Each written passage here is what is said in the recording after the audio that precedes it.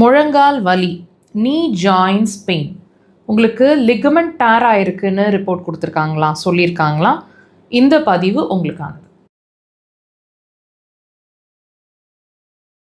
மாடிப்படி ஏறுறதுக்கே பயமாக இருக்குது, முழங்கால் அவ்வளோ பெயின்ஃபுல்லாக இருக்குது, முழங்காலில் வீக்கம் இருக்குது, உட்காந்து எந்திரிச்சா தாங்கி தாங்கி நடக்கிற மாதிரி இருக்குது, உடனே ஃப்ரீயாக நடக்க முடியல, அவ்வளோ கடுமையான வலி, காலை எடுத்து வைக்கிறதுக்கே யோசனையாக இருக்குது, முழங்காலில் வலி, ரெஸ்ட் ரூம் அதாவது இந்தியன் டாய்லெட்ஸோ வெஸ்டர்ன் டாய்லெட்ஸோ உட்காந்து எந்திரிக்கிறதுக்கு பயங்கரமான சிரமம்.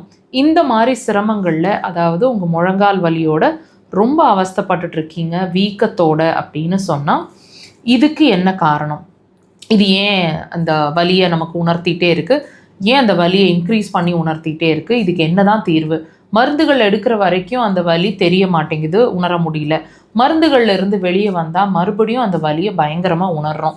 இதெல்லாம் என்ன காரணம் அப்படின்னு யோசிச்சுட்ருக்கீங்கன்னா இந்த பதிவில் ஒரு கண்டிப்பான தெளிவு கிடைக்கும். பொறுமையாக முழுசாக இந்த பதிவை பாருங்கள். இந்த முழங்காலோட ஜாயிண்டில் அதாவது ரெண்டு முழிக்கும் நடுவில் ஏற்படக்கூடிய வீக்கம் அண்ட் வலிக்கு முக்கியமான காரணம்னு அக்குபஞ்சர் ரீதியில் சொல்லப்படுறது யூரினரி பிளாடர் அல்லது சிறுநீர்ப்பை. நல்லா கவனிங்க, அங்கே ஒரு லூப்ரிகேஷன் ஒன்று இருக்கணுங்க, அதாவது ஈரப்பசை இருக்கணும்.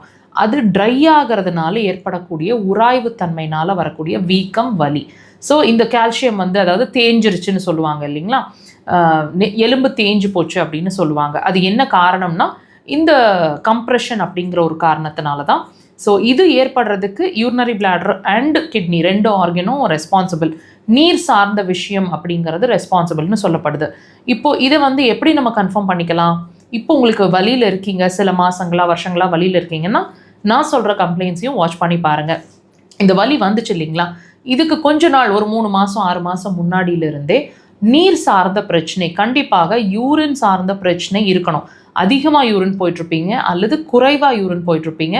பகலில் நார்மலாக இருக்குது, நைட்டில் அதிகமாக இருக்குது, 2-3 தடவைக்கு மேலே எந்திரிக்கிற மாதிரி இருக்குது.